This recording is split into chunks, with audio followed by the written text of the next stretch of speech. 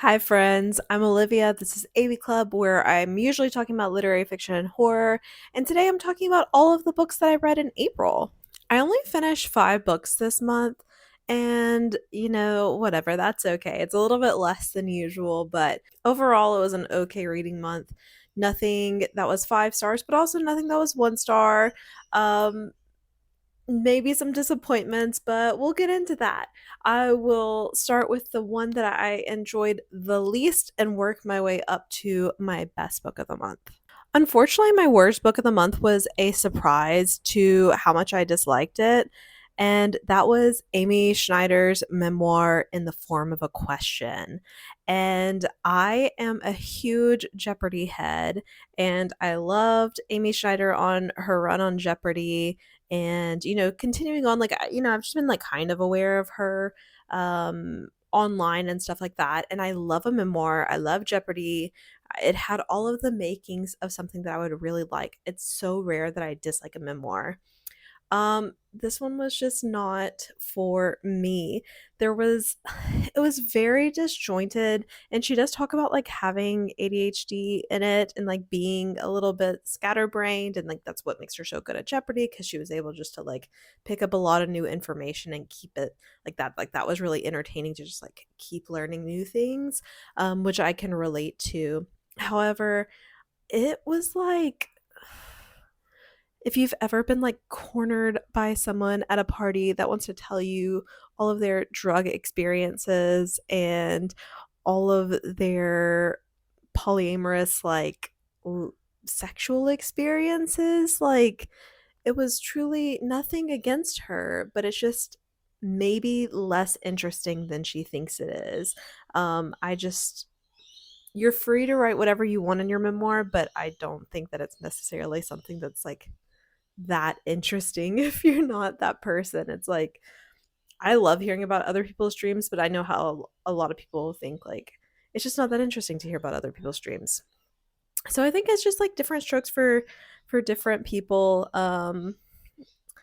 There was very little that was like about Jeopardy in this book, which is like okay. Like I understand it's like a very small part of her life until recently. Um, but yeah, there's definitely like some interesting chapters about um her experiences like coming out as trans later into adulthood. And it's not like there wasn't anything that I got out of it, but um yeah, no, I felt like it needed a little bit harsher hand editing it. It just wasn't very well written in my opinion, unfortunately. But I still love Amy. If she I'd probably read something else that she wrote, if it had maybe a little bit more of a thesis. And then like my next 4 books like kind of all fell around like 3.5, 4 stars. The last my best book of the month falling closer to like 4.5, whatever. Um, so they're all kind of interchangeable at this point, but I think my next book of the month would have to be Theory and Practice by Michelle de Kretser. I read this because it was on the Stella Prize long list, and I believe it's on the short list now. And I think it just got announced that it's on the Miles Franklin long list, which is the um, Australian Literary Prize, National Prize. This book, it's supposedly about a young woman who is in Melbourne to research the novels of Virginia Woolf. It's a little bit of like an on campus novel for the first part of it. And that was my favorite part where she's like talking really about more theoretical things and like the interconnections between students while learning. Like I thought that that was really interesting and well written. Later on in the book it revolves more around this like relationship that she has. This book is it's a novel, but it seems to be like one of those that's like blended with memoir. Anyway, it starts focusing more on this relationship that she has between her and this guy who has a girlfriend, and she's jealous of the other girl, but it's not like overly moralizing about how she's like the other woman or whatever, but it's just like a little bit too much of that feels like not the highest level of maturity and not really the best developed parts of the book, in my opinion. Like, it just, I, maybe that's the point, is that she's like highly capable in a classroom and highly capable of having really intellectual conversations, and then like, but also in practice you're, maybe not as discerning in your own life and not able to have a detailed eye into your own relationships. However, I just found it like not as interesting and not as well written, um from like a literary perspective, in a way that's like surprising that it's so widely loved. If there's something I'm missing there, let me know. But it just wasn't overall.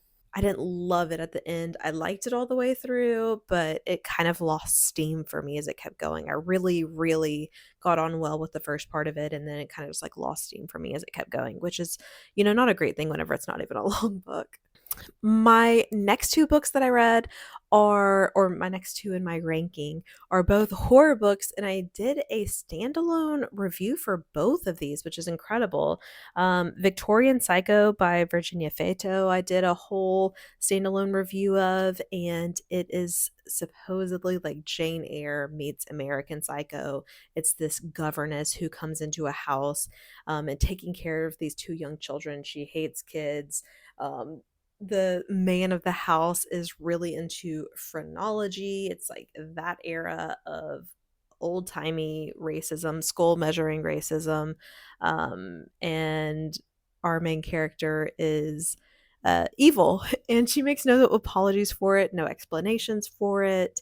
I love that part. I think she is a feminist hero in that way, to just like be truly unhinged and evil. I love the depths that it goes to. Like, there really are some interesting set pieces for the violent evil things that she does. Her interactions with the kids are very interesting in how she suggests things to them, to mold them in her own way.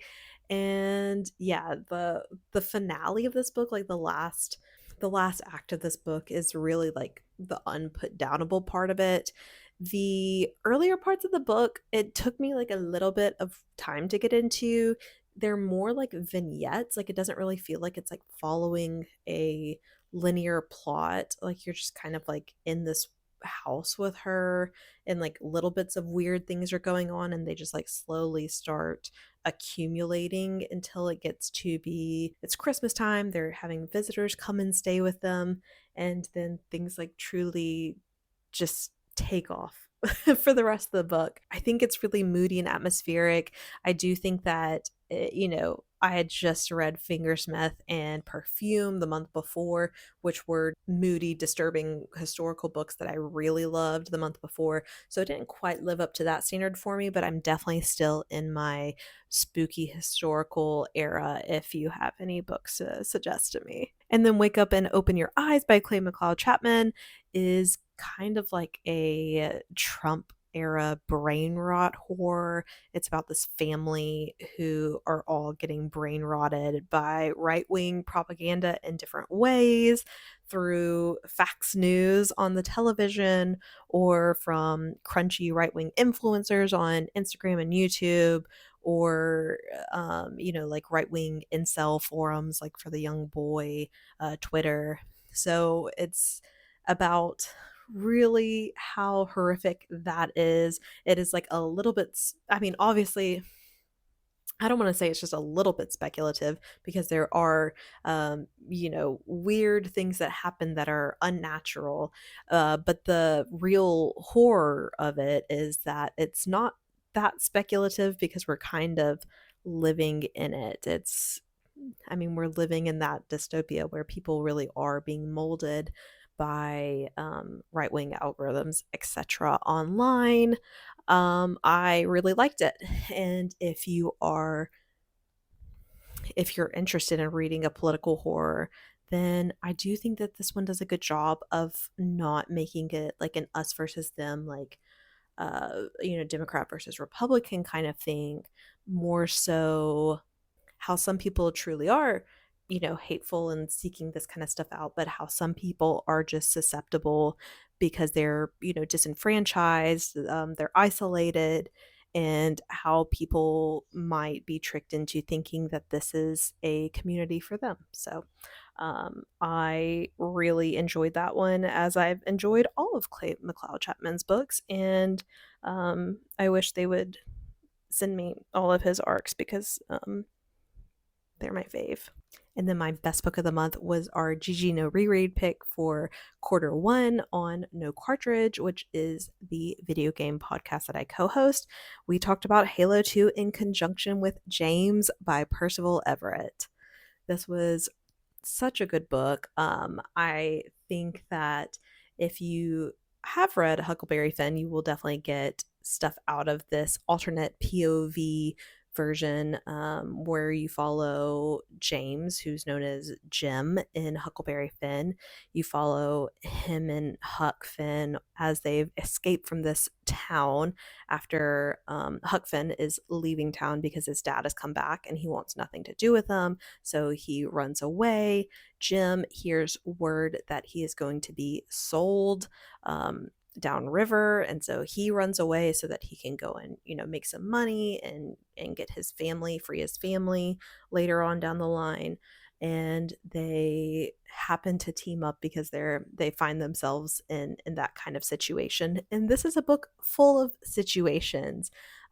If you've read Huck Finn, then you'll know some of the situations that they find themselves in, but they get separated and you find out what was happening with Jim while Huck was doing his own thing. It just really worked well together, both from a plot perspective in order to be this kind of realistic companion, as well as the critique that it added on. Percival Everett really doesn't hate Huck Finn. Like, he has this respect for Mark Twain, I think, as a humorist and as an author, and that I feel like part of the point is that the critiques that Huck Finn has become like a banned book primarily because of the slurs that are used in it.